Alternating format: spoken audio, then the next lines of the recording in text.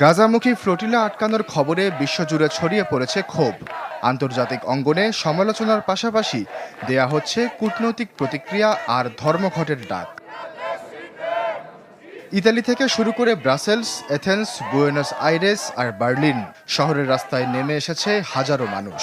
মূল slogan free Palestine. ইতালির রাজধানী রোমে টার্মিনাল স্টেশন ঘিরে বিক্ষোভে ফেটে পড়ে মানুষ।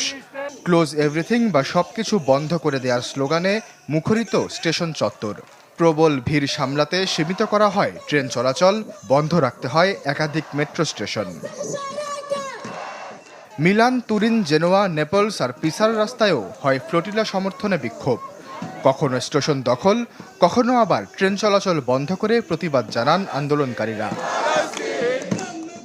এছাড়া বিক্ষোভ হয়েছে তুরস্ক, তিউনিসিয়া, গ্রিস, আর্জেন্টিনা সহ নানা দেশে। কারো ক্ষোভ ইসরায়েলের বিরুদ্ধে, কেউ ক্ষুব্ধ নিজের দেশের সরকারের ভূমিকায়, কেউ আবার অভিযোগ তুলেছেন ইসলামী রাষ্ট্রের উদাসীনতাকে। সম্পূর্ণ বেসামরিক নাগরিক বহনকারী এই জাহাজগুলিকে বর্তমানে বেআইনিভাবে আটক করা হচ্ছে।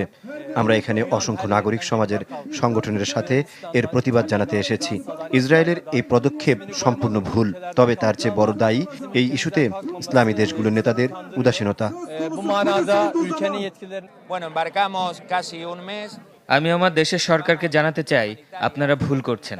মানবিক কারণে হলেও কূটনৈতিক ভুলে ইসরায়েলের বিরুদ্ধে আওয়াজ তুলুন। এই জাহাজে অনেক নারীও রয়েছে, তাদের কথা ভাবুন।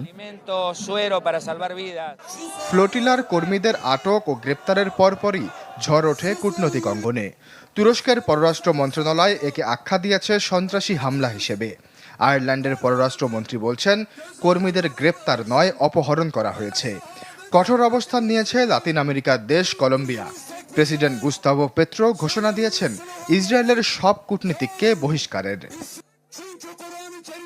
একে আন্তর্জাতিক অপরাধ বলে নিন্দা জানিয়েছেন মেক্সিকো, মালয়েশিয়া, পাকিস্তান সহ বেশ কিছু দেশ।